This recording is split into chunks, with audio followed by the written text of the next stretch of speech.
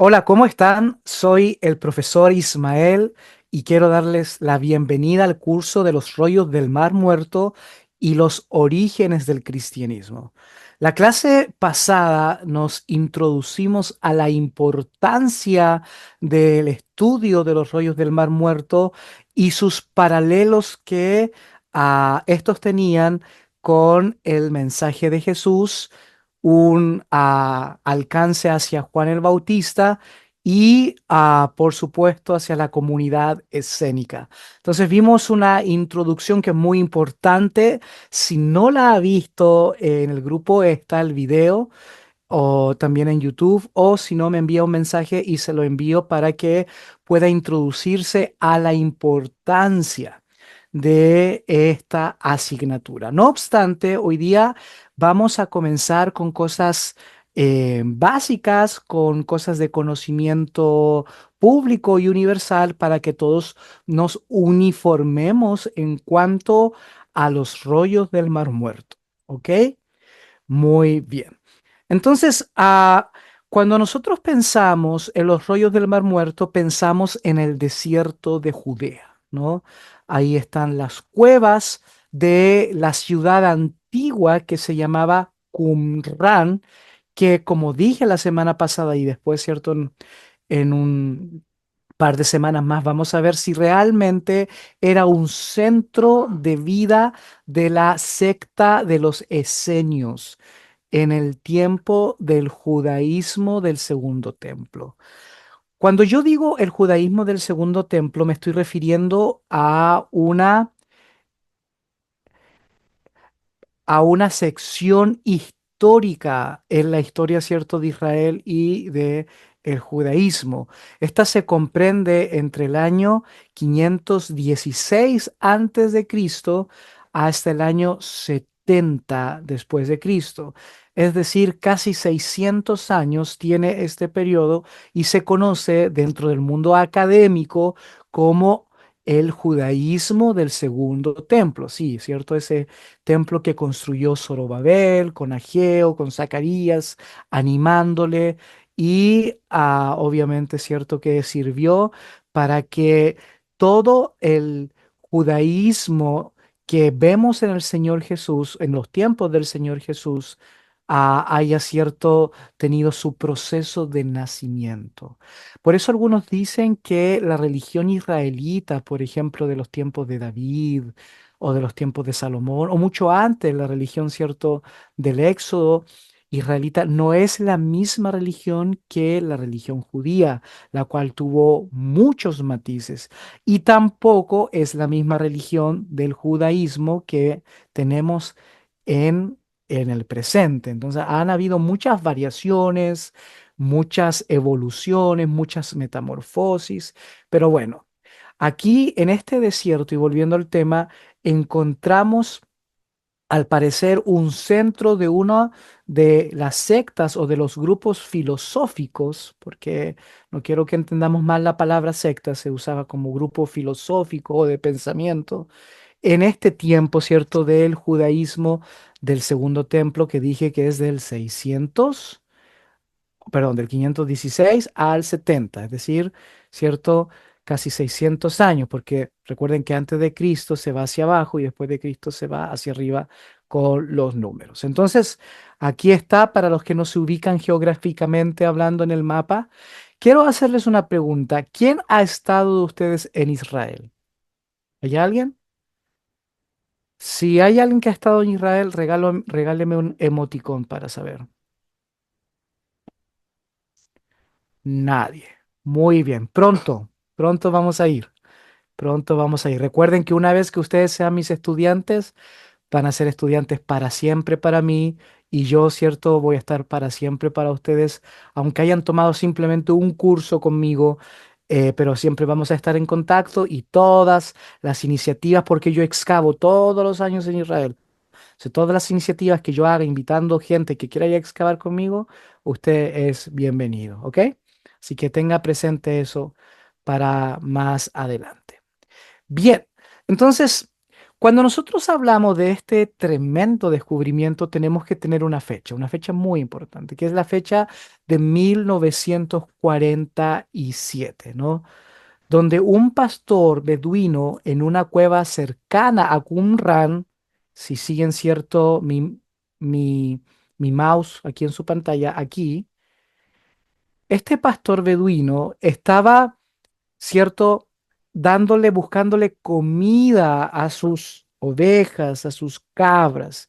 Este hombre se llamaba Mohamed Edib y estaba, cierto, recuerden que esta zona es una zona un tanto desértica, pero En Gedi, que es una especie de oasis en el desierto del Mar Muerto, En Gedi aparece en el texto veterotestamentario y en los tiempos de David, tiene muchos pastizales y tiene mucha agua. Entonces, en las alturas se encuentran estos oasis y pareciera ser que los pastores estaban llevando, ¿cierto? Eh, estaban llevando, ¿cierto? Sus animalitos a pastar, a buscar animales. Esto es un año antes de que se reconociera el Estado de Israel en el año 1948, ¿ok? Aquí fue muy importante porque este hombre se dice que perdió una de sus cabras o una de sus ovejas. Miren, si se dan cuenta, ustedes saben que las ovejas o cabras, que no se ponen de acuerdo si era cabra o oveja, pero una de estas dos especímenes, se, ah, ustedes saben que tienen esa particularidad de escaparse. Y algunos dicen que eran cabras porque las cabras tienen cierto, sus patas totalmente, cierto, diseñadas para ir hacia las alturas y escalar las rocas. Entonces, si se dan cuenta, ahí habían cuevas. Y una de ellas, tal vez buscando la sombra o buscando cierto pasto o lo que sea, se perdió allí. ¿Qué pasó? Que este Mohamed cuenta la historia, no sabía dónde estaba su cabra y pareciera ser cierto que la escucha. Entonces, ¿qué hace? Tira una piedra hacia ese, como era cierto un muchacho, tira una piedra. ¿Quién de nosotros no jugó a tirar piedras, no? Cuando niño. Algunos tenían buenas punterías, otros no tantas, pero todos jugamos a tirar piedras. Y le apuntó hacia la cueva y escuchó un crujido de cerámica rompiéndose.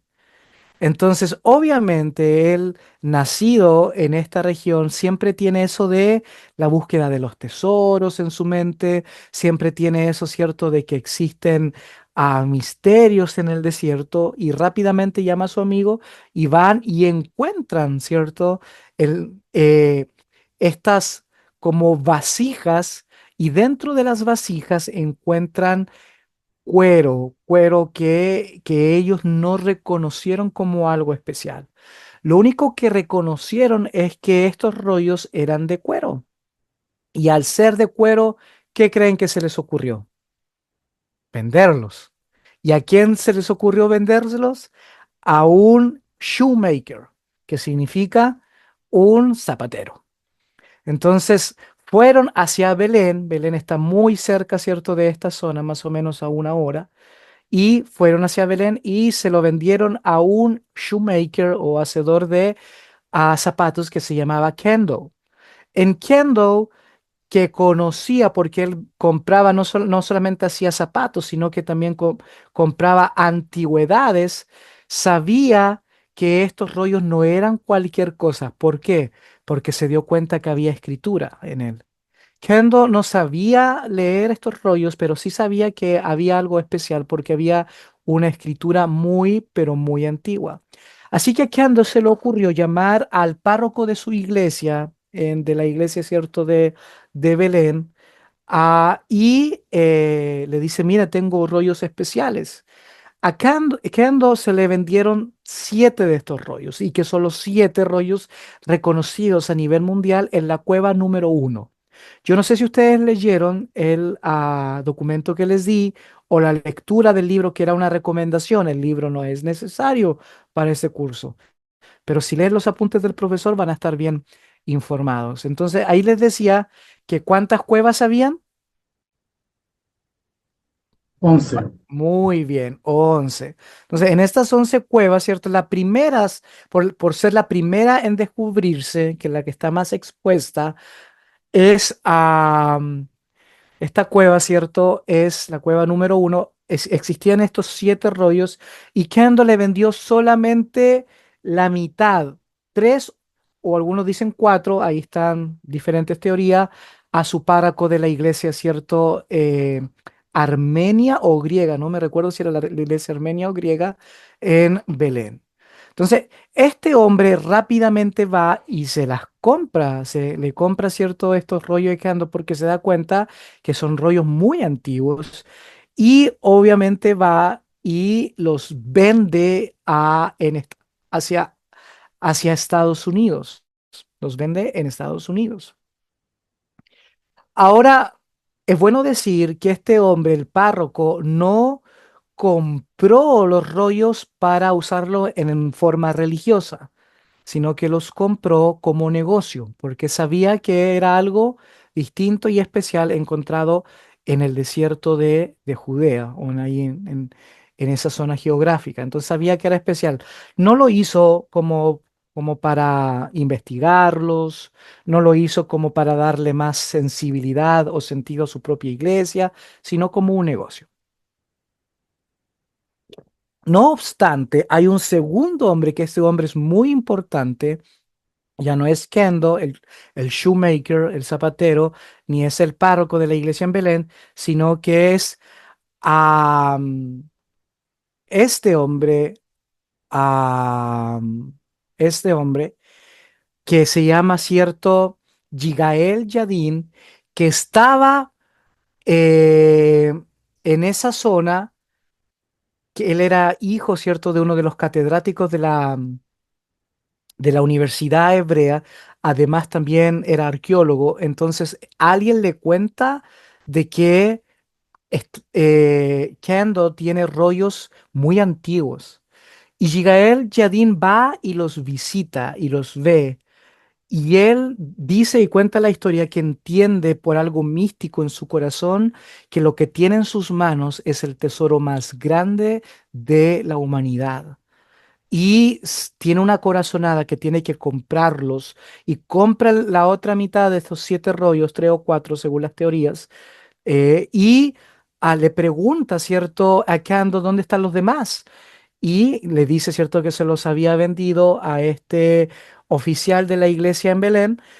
Entonces, y después le hace el seguimiento y em, termina sabiendo de que los rollos habían ido a Estados Unidos, se habían vendido ya, y Yigael Gadin va, pero rápidamente hacia Estados Unidos. Recuerden que en ese tiempo los judíos tenían una visa, pero muy directa con Estados Unidos, podían entrar y salir como que si estuviesen en su casa. Entonces va hacia Estados Unidos y los busca. Lamentablemente ya los que lo tenían lo habían puesto, ¿saben a dónde? Los habían puesto a la venta en el diario de Nueva York. Imagínense que en el diario te salga y te digan, ¿sabes qué es? Está a la venta rollo, ¿cierto? De miles de años de antigüedad. ¡Wow! Bueno, este hombre no tiene el dinero, pregunta cuánto debe de pagar, cerca, ¿cierto? De $1 millón, cuánto debe de pagar y no tiene el dinero, porque en 1950 $1 millón son cerca de 14 millones de dólares actuales. Entonces nadie tiene esa cantidad de dinero. Entonces, pero él rápidamente consigue levantar la suma con algunos ciertos empresarios judíos y se queda con todos los rollos, con los 7 rollos de la cueva número uno. Así que este hombre, Yadin, que sin darse cuenta los consiguió, se transformó en uno de los arqueólogos más importantes de Israel. Es un maximalista, él cree que toda la historia que se encuentra en el Antiguo Testamento es verídica, tal cual como se cuenta pasó. Además, Yigael Gadin también excavó, para los que quieren conocer, Masada. Él dio vuelta a Masada y fue el gran excavador de la última fortaleza de resistencia de los judíos del año 70. ¿Ok? Ahí está. Pero bien, ¿cuál es la importancia de estos rollos? Y Yigael Yadin se dio rápidamente cuenta de eso. Que tenía cierto el contexto para conocer el judaísmo de la época del Segundo Templo, como les acabo de mencionar. Porque hasta ese entonces solamente se conocían cuatro fuentes para conocer el judaísmo de los tiempos del Señor Jesús. Nadie me menciona el Antiguo Testamento, porque uno dice, uno de ellos es el Antiguo Testamento. No, porque el Antiguo Testamento para los judíos, ¿dónde termina? ¿Quién sabe? ¿Qué libro es el último? Malaquías, Malaquías, muy bien, pero ese está en el canon, ¿cierto? Cristiano. Para los judíos, ¿cuál es el último libro? Deuteronomio. Es Crónicas. Oh, ya, qué bueno Es saber. Crónicas, sí,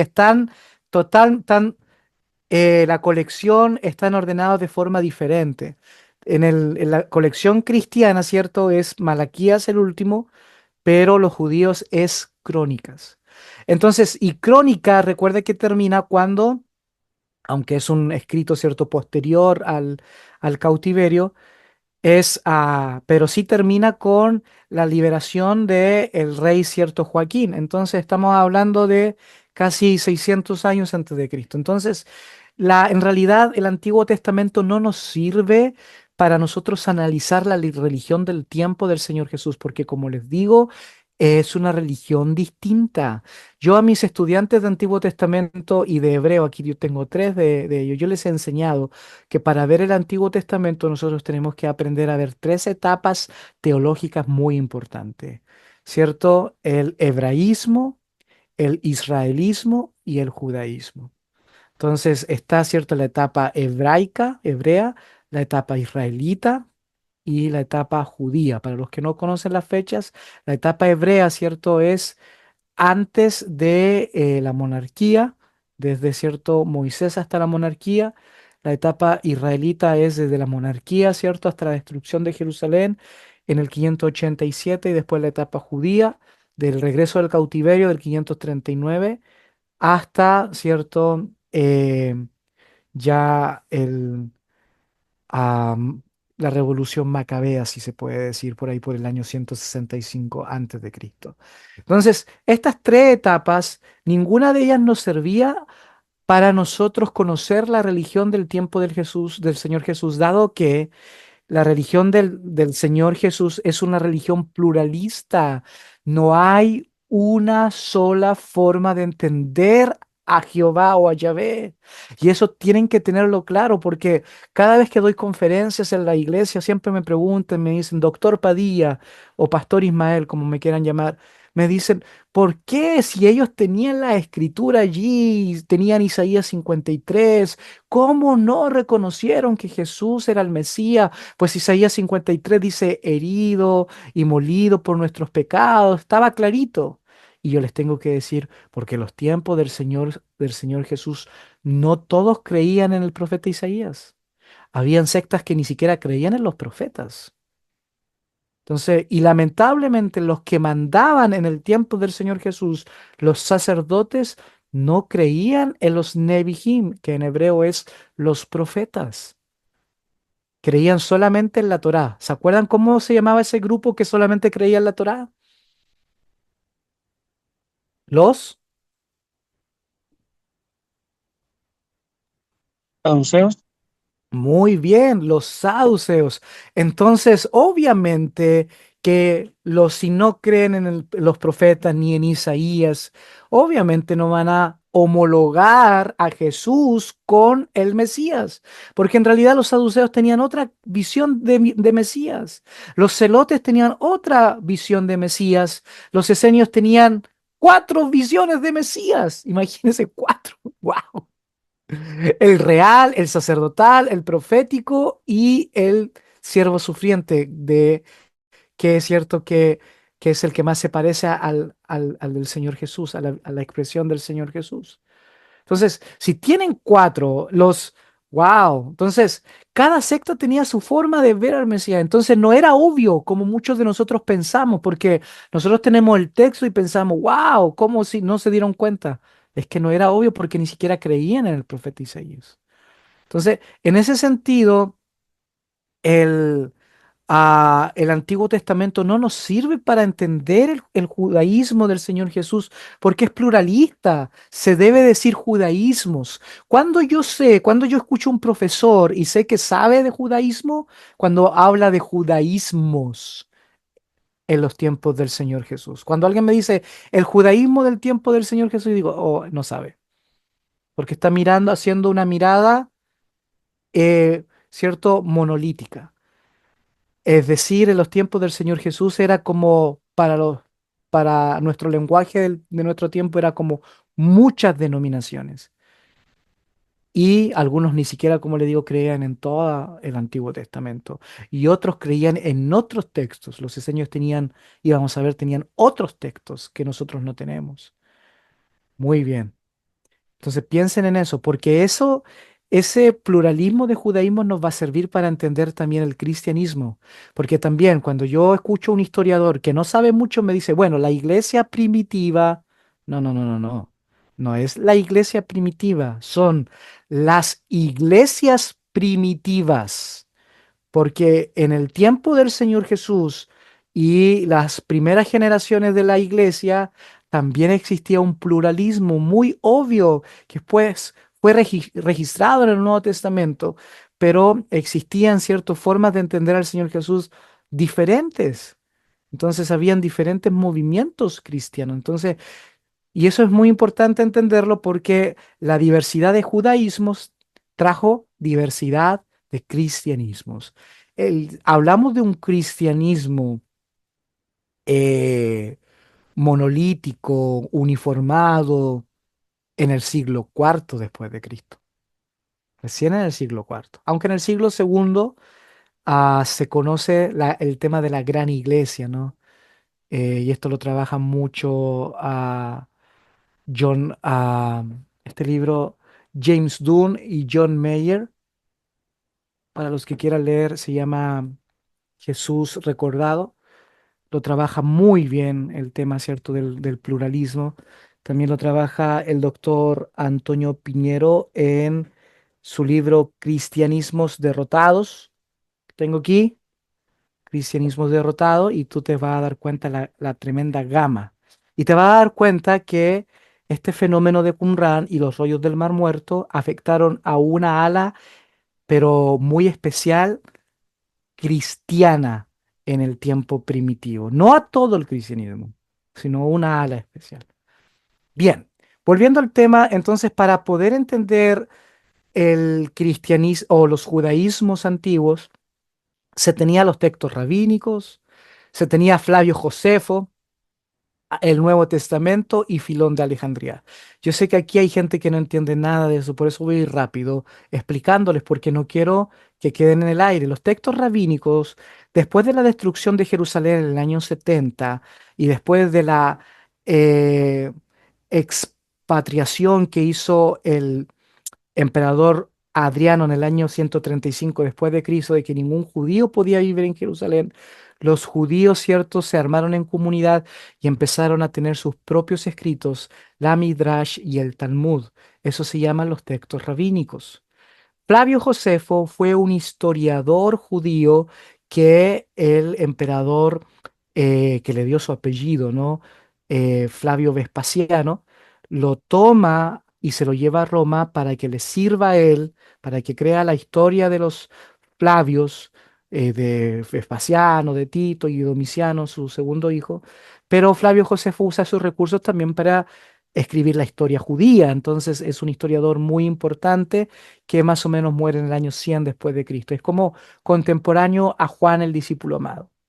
También tenemos el Nuevo Testamento, porque a pesar de que los judíos no reconocen el Nuevo Testamento como palabra de Dios, sí lo usaban como un cuadro, un contexto histórico donde podían ver cierto algunas clases religiosas como los saduceos, los fariseos, los celotes, veían cierto el sacerdocio de Jerusalén, entonces lo usaban como un recurso que iluminaba la historia del primer siglo en Palestina.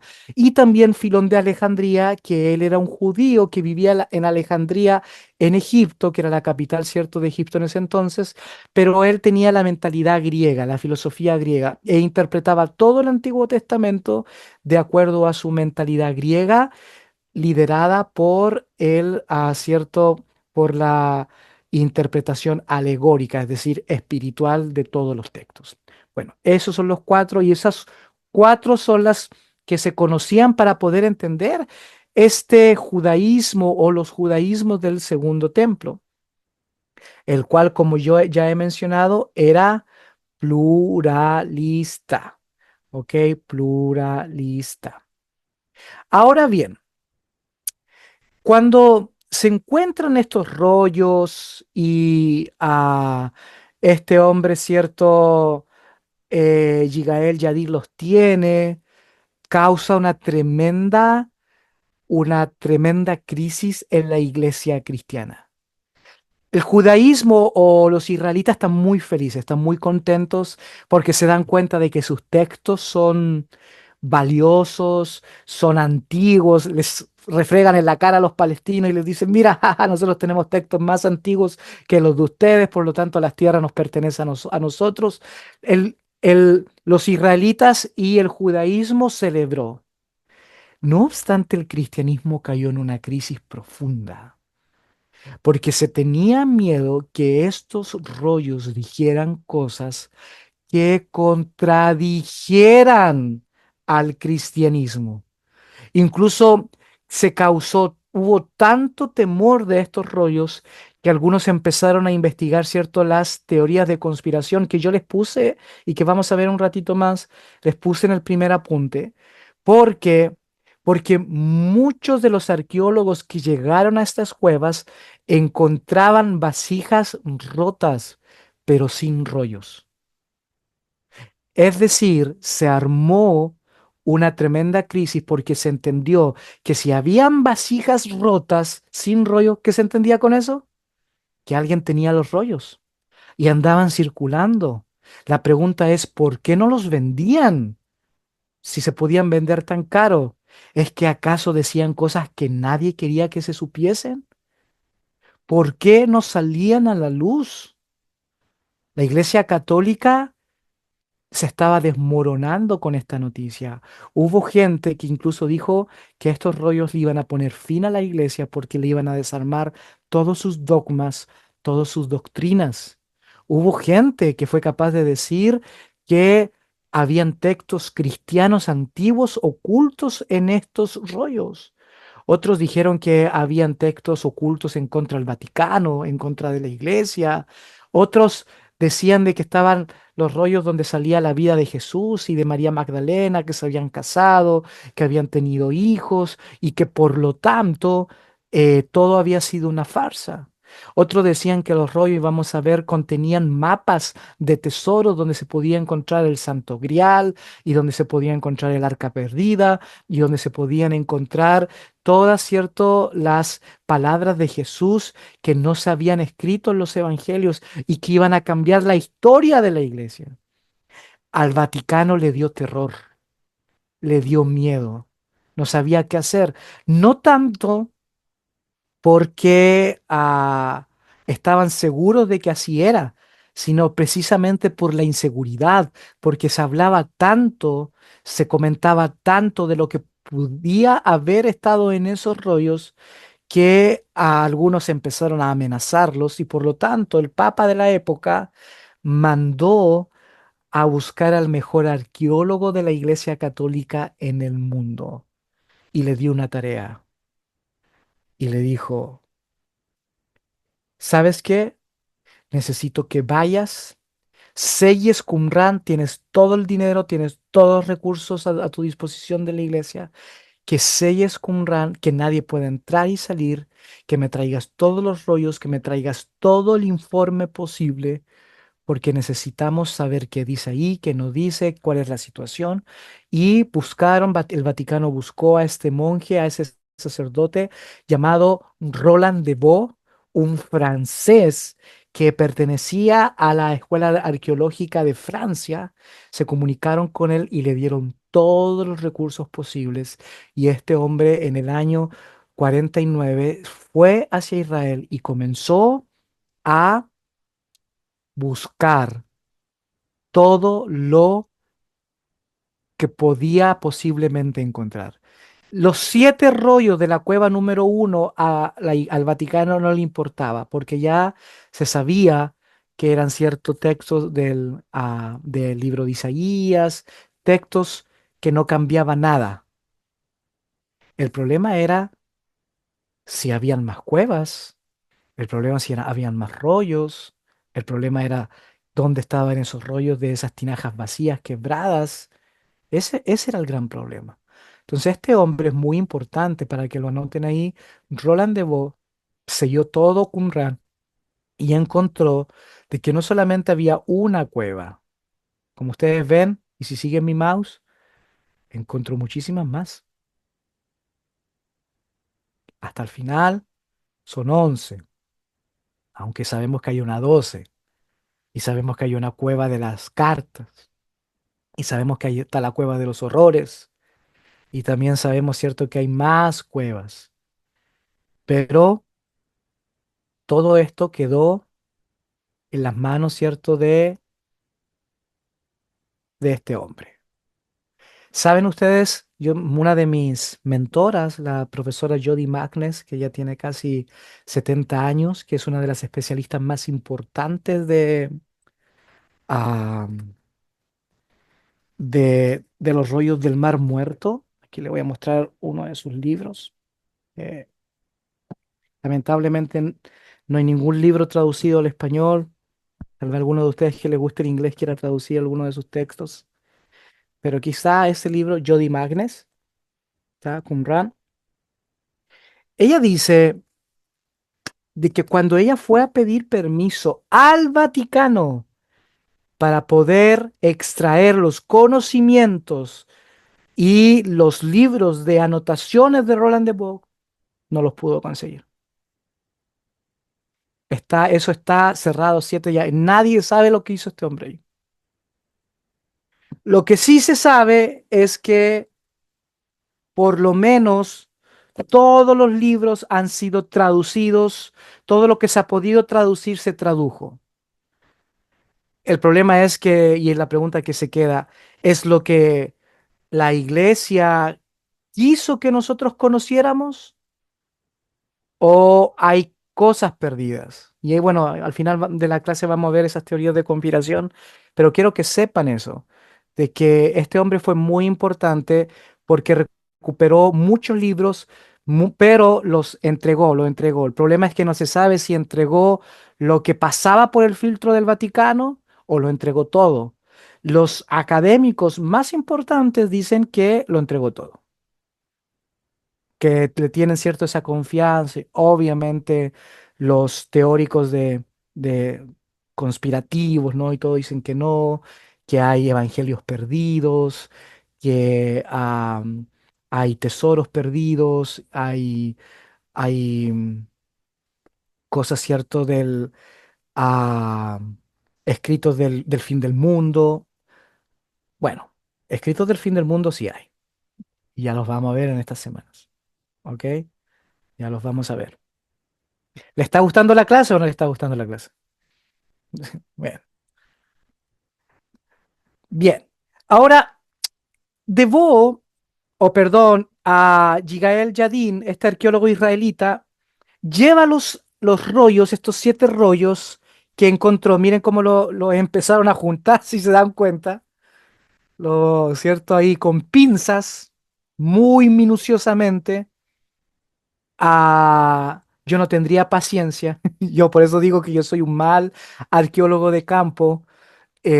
Cuando yo voy a excavar, me pasan la picota y yo le pongo, no soy como medio bruto para mis cosas. Pero hay unos hombres y mujeres, ¿cierto? Que son súper finos, delicados, y ahí están cincelando con paciencia, y están ahí excavando y horas y horas y horas. Yo digo, yo eso no lo puedo hacer. A mí llámenme cuando tengamos que avanzar 3 o 4 metros bajo tierra. Lo otro, yo puedo colaborar, ¿cierto? En leer, en estudiar, pero no, en eso no, no soy de laboratorio. No, no puedo. Pero bueno, se los llevaron a este, y miren, ¿qué creen ustedes que es eso? No me van a decir un ovni.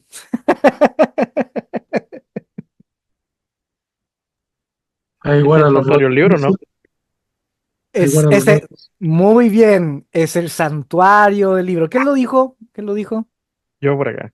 Muy bien, el santuario del libro. Y ahí en el santuario del libro, que es como un laberinto, tú entras y es como un laberinto.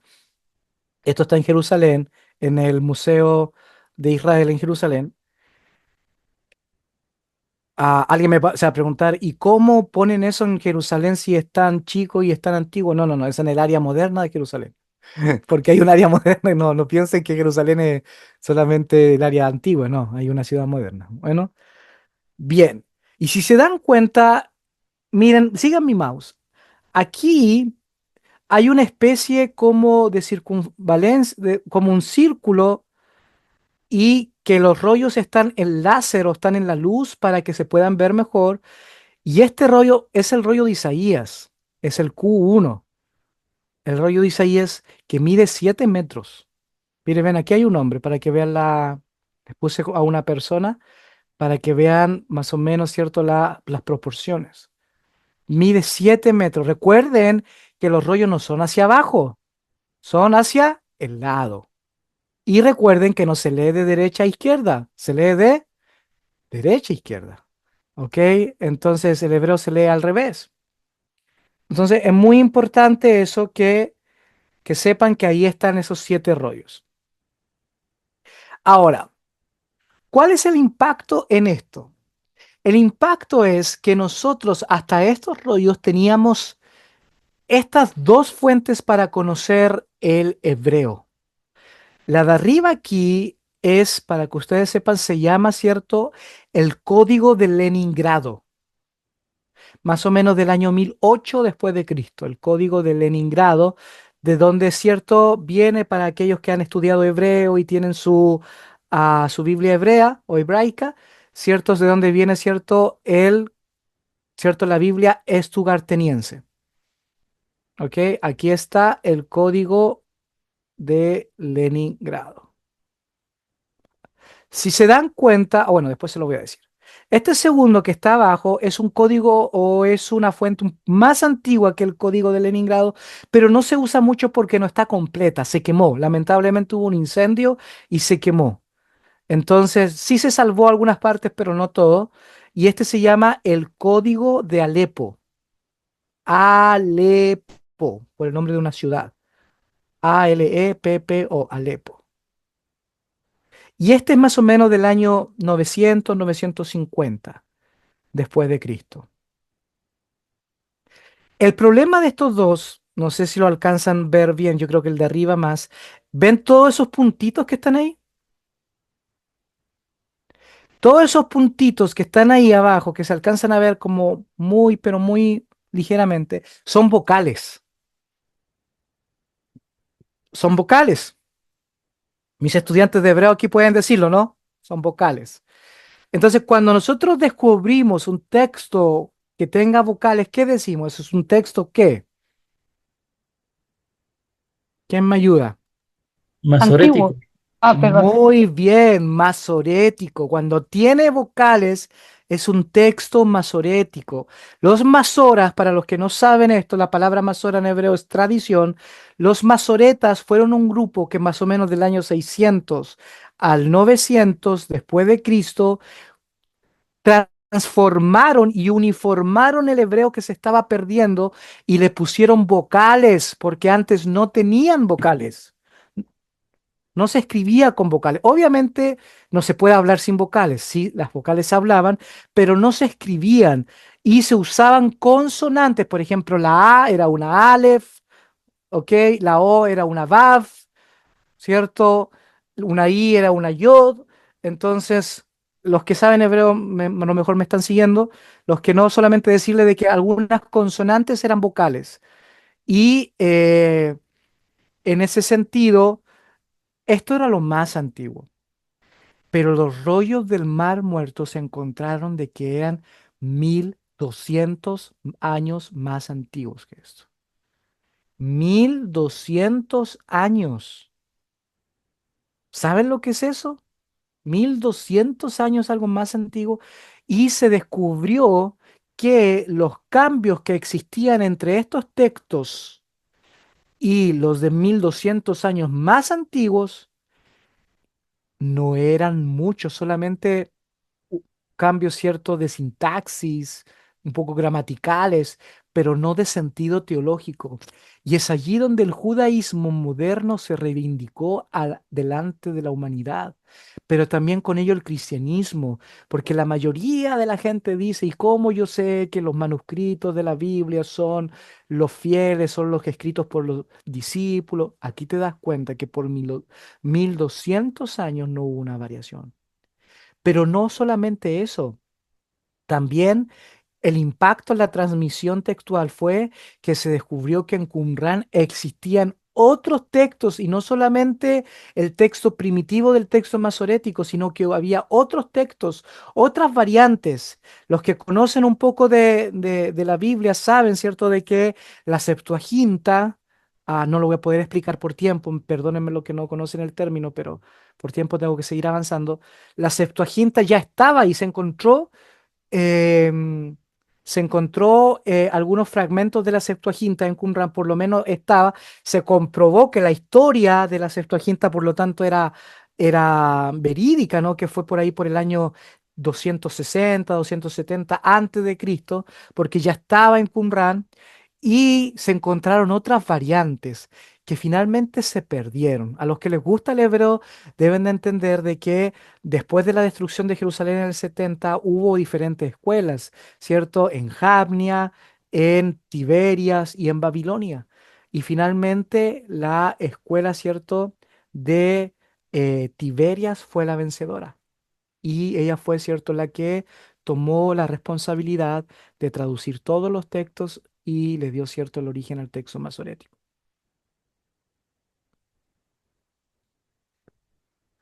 Bien, ahí está el rollo de Isaías y ahí está el doctor Royman del cual hablé la semana pasada. ¿Ok? Este rollo de Isaías mide 7 metros. 7 metros. Y si se dan cuenta, no tiene puntos. No tiene puntos, no tiene vocales. No tiene vocales. ¿Se dan cuenta? No hay vocales.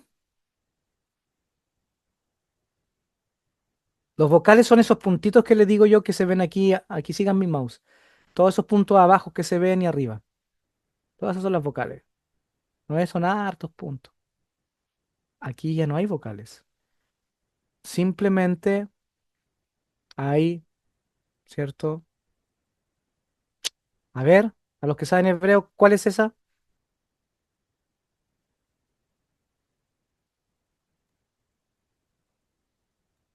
¿Yo? Una Sirva yo. vav. Esa es una vav. Es una vav. Y esta es una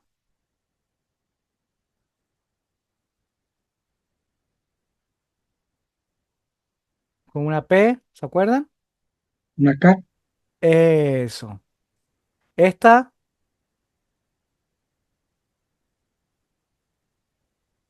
¿Esa es la LEP? sí, Lamed. la AMED, muy bien. Y esta, ¿La MEM? eso, la Memsofit. Muy bien, ¿no ves? Podrían ustedes leerlo sin problema. Ahí está, ¿no ves? Muy bien. Ahí uno sigue leyendo. Y miren, miren lo derechito que era. La caligrafía hermosa, ¿no? Es una caligrafía súper linda. Súper, súper, súper linda. Bien. Bueno, en la importancia exegética, el descubrimiento de los rollos también ha permitido a los académicos explorar cómo los antiguos judíos interpretaban y aplicaban los textos bíblicos. ¿Ok? Muchos de estos textos encontrados en Qumran son pesharim. Pesharim significa explicación en hebreo. Comentarios exegéticos que interpretan las escrituras en términos de eventos contemporáneos, a los que ya son más avanzados en la teología y en los estudios bíblicos. Ustedes saben lo que es una exégesis, ¿no? Una exégesis es sacar afuera todo lo de un texto. La importancia exegética, por lo tanto, de los rollos muertos que se descubrieron Pesherim, explicaciones de los textos del Antiguo Testamento. Por ejemplo, el Pesher de Habacuc, el cual interpreta el libro de Habacuc como una profecía sobre el conflicto entre la comunidad de Qumran y los líderes corruptos de Jerusalén. Entonces, miren el método exegético que tenían los qumranitas. Ellos interpretaban sus textos sagrados, es decir, en este caso Habacuc, y lo interpretaban con los acontecimientos de su tiempo, de su tiempo. No hay que, en nuestro tiempo hay muchas iglesias que son futuristas y que interpretan todo, ellos leen la Biblia y como que todo es de acuerdo a lo que está pasando ahora. ¿Se acuerda? Leen, por ejemplo, el Apocalipsis y ven los dos testigos y ¿qué dicen? Oh, son las dos torres gemelas que cayeron, ¿no? En el 2003. Todo lo que leen lo interpretan ahora. Y eso se llama, ¿cierto?, una interpretación futurista de la Biblia o contemporánea, si se puede llamar así. Bueno, los eseños hacían lo mismo. Todo lo que se había escrito en un contexto diferente, ellos lo aplicaban para su tiempo. Y eso es muy importante, porque este modo exegético o hermenéutico, es decir, de interpretación de sus escrituras, con relación a los eventos que ellos están viviendo en su tiempo, también lo tenemos en el cristianismo, en uno de los sectores o facciones del cristianismo antiguo. Ustedes deben de saber que, por ejemplo, Primera de Tesalonicenses y Segunda de Tesalonicenses se cree y piensa de que la segunda venida del Señor es inminente, ¿no? Es inminente, que todo va a pasar en su tiempo. Pablo pensaba que Jesús iba a venir en su tiempo. Bueno, los esenios también pensaron, ¿cierto?, que el fin del mundo iba a venir en su tiempo. Y les digo algo, vino, fueron destruidos, masacrados y exterminados. No estaban tan equivocados. Vino, pero no fue el fin del mundo, sino el fin de su mundo. Por ejemplo, aquí, para los que les gusta leer, este es el libro, ya salió en español, y es cierto el Pesher Habacuc, el rollo del Mar Muerto, en la interpretación que ellos le daban al libro de Habacuc con relación a los problemas que ellos tenían.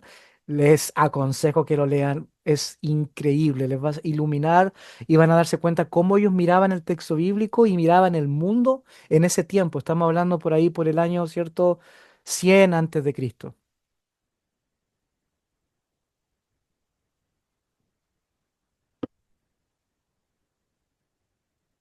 Ahí está. El que lo, el que lo cierto lo expone muy bien es el doctor Royman, quien era el curador de los rollos del Mar Muerto, pero ahora él se retiró. Bien, como misceláneo, ¿dónde están estos rollos? Número uno, están en el Museo de Israel. Si se dan cuenta, aquí está Israel, ¿cierto? Y este es todo el museo. Aquí está, ¿cierto?, el OVNI, está el santuario del libro. ¿Alcanzan a ver mi mouse? ¿Saben lo que hay aquí? Está la réplica de la Jerusalén del tiempo del Señor Jesús con el templo. Es increíble esa réplica. Ahí está el santuario del libro. Bueno, todo esto es el museo. También, en segundo lugar, los rollos están en el Instituto de Arqueología de la Universidad Hebrea de Jerusalén. Este es una de las universidades de arqueología más importantes. Ellos son maximalistas, recuerden eso. Es muy importante entender que los maximalistas creen, ¿cierto?, que toda la historia, como cuenta la Biblia, pasó así. Los minimalistas piensan de que en realidad fue un ideal, pero la historia pasó de otra forma. Entonces, ahí también se encuentran unos rollos. También se encuentran en la Universidad de Princeton aquí en Estados Unidos. También se encuentran en Francia con todo esto de Roland de Vos, ¿cierto? El francés, el